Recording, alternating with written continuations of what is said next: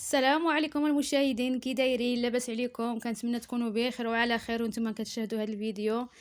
غادي نحضر معكم واحد الوصفه البنات اللي كتجي رائعه، الكحه زوينه بزاف البنات. قلت علاش ما نتقاسمش مع خوتي وحبابي وصحاباتي هاد الوصفه الزوينه للكحه البنات. كنديرها البنات لوليداتي ولينا حنا الكبار غزال البنات، وبغيت نتقاسمها معكم. هانتوما كتشوفوا عندي هنايا العسل العادي يا البنات ولا البلديه اللي عندكم في الدار، غير جوج مكونات فقط مخيرين مزيانين للكحه البنات. عندي العسل اللي هانتوما كتشوفوا والزيت العادي يا البنات ديال المائده.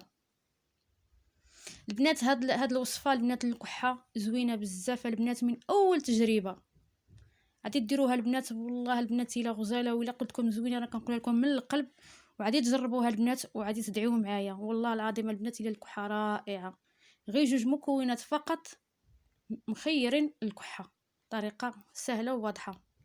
دابا البنات غادي نجيب كاسرونه هانتوما كتشوفوا، وغادي ندير فيها واحد المعلقه صغيره ديال الزيت. هانتوما البنات الزيت البنات هذه العاديه ديال المائده، كندير واحد شويه معلقه صغيره. غادي نردها فوق البوطه البنات حتى تسخن. هانتوما البنات ديك الزويته راه سخنت، هانتوما كتشوفوا ولات خفيفه. هانتوما راه سخونه. دابا البنات غادي نزيد عليها العسل، نزيد عليها هذا شويه ديال العسل.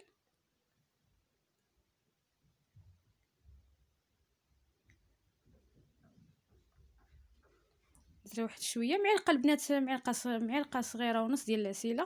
صافي البنات وغادي نرجع نخلطها مع داك الزويته وهي سخونه. هانتوما البنات كتخلط زوينه البنات، كتجي زوينه الكحه، كتجي رائعه من اول تجربه البنات.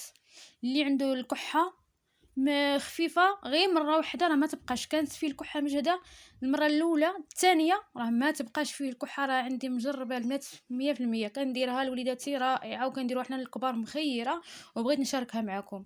صافي البنات هانتوما كتشوفوا البنات حتى تسالي وتبغيو تنعسوا. صافي غادي تنعسوا، ما غادي تاكلوا حتى شي حاجه، ما غادي تشربوا حتى شي حاجه. صافي تبغيو تنعسوا غادي تمشيو تدفيو هاد شويه ديال الزيت وتزيدوا عليه معلقه صغيره ديال العسل وغادي تشربوها وتنعسوا ان شاء الله. غادي تصبحوا مروحين وما تبقاش فيكم الكحه. صافي البنات وهادشي اللي كاين البنات، راه زوينه هاد الوصفه. والله يشافي الجميع، ومع السلامه حتى الفيديو اخر ان شاء الله.